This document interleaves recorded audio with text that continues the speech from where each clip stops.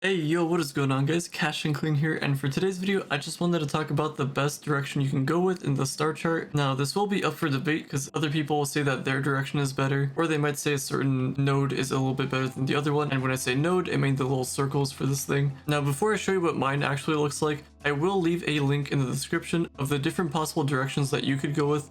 So whether that's physical damage, magic damage with movement speed, or just a straight up physical damage build with movement speed, or something to do with utility where you just want to go with like movement speed, some flasks, maybe a bit of damage. A lot of people will tell you that their direction is better, but I believe that my method is up there and I'm going to explain why. So let's actually go into this thing. And a couple of things to note: if you can't actually see your stuff here, it might be due to your monitor. So I think it was just like /UI and then scale. Pretty sure it's supposed to be one word. And then you might have to do like 1.5 or 2 or maybe 1 or something like that. I can't remember the exact amount. And that's just if you can't actually see your star chart, and that's just assuming that you don't have mods conflicting with something. And then for whatever reason, if you just zoom out all the way, it gets kind of blurry, and then when you zoom in a little bit, it gets a little bit better quality. But anyway, that's besides the point. So let me show you the direction I went in. So this is the damage stuff. I went with physical damage, the ones that basically do the most damage. So Solarion, top damage dealer, Boomeranger, top damage dealer. Now Shadowhunter is really good all around, and it's also a physical damage character. So not only is it good for farming, but you can do bosses with them. And then going that physical damage route will be just as good. But if you do play magic damage characters, then you could just swap it around. Just tweak whatever I have to your liking.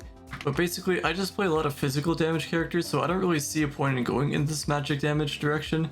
It is cool having the +8 speed, but I can kind of sacrifice that here. So just like that, I go with physical damage, and then like a must-have is the stuff over here with light. So we have 50 light over here, then we have 150, then 50, and then I kind of messed up with mine. You don't have to get this node right over here. You can swap that out with any other one that you would like. I would probably just go with either this one, or it doesn't really matter, whichever one you really want to. And then moving forward, we have some damage over here that I went with, and then some more damage, and then this direction. If you go towards the end, you will be getting some more flasks. And that's going to be the main thing that I did want to talk about here. And a great Trovian passed down some knowledge to me, and I didn't really think about this much at the time, but it does make sense. But most of your damage is just going to come from your flasks. Now you do have your base damage, but when we look at this a little bit further, we have some cool things here. So we have the martial emblem, and then we have the chronomatic emblem if you ever want to use that one, the arcane if you use a magic damage character, evil eye if you want to get that extra bit of damage, and there's a physical damage version of that as well, zealous if you're trying to use Solarion and keep the ultimate up. Basically what I'm trying to say is that if you don't press Q,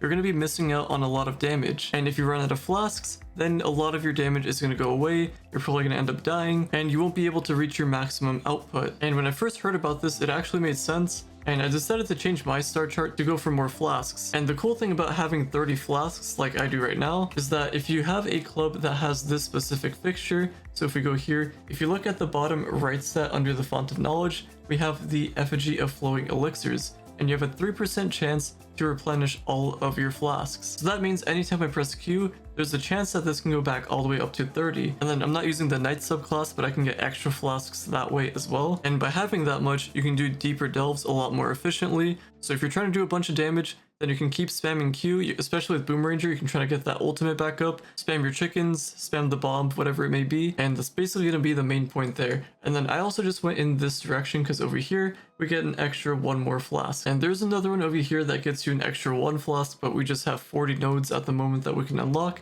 Maybe in the future we can get all of these unlocked. That would be pretty cool, but for now that's what I've got. I went with the flask route. Other people might say that their method is better, and I do have some movement speed, so I have 5 over here, and I am missing the extra 8, but it's not like a huge deal or anything. Like 131 movement speed is still a lot of movement speed, especially on Shadowhunter where I can just do the roll ability, and my movement speed just goes up quite a bit, so I'm at 184 now, and that's without anything really proccing. So that's like no Pyrodisc, no Vampire and Vanquisher, and no Ally. And that's the main thing that I wanted to talk about for this video. If you do think that your star chart direction is a lot better, then feel free to drop it down in the comments down below. We can have a little discussion, but I truly think that this is the best way. You can probably make some minor tweaks to whatever I had, but overall I think flasks are the way to go. But I'm curious on what you guys think. Anyway, hopefully you guys have enjoyed. Drop a like, subscribe if you're new to the channel, or if you find yourself coming back. And as always, thank you all so much for listening, watching, viewing, and subscribing, and I will talk to you all later.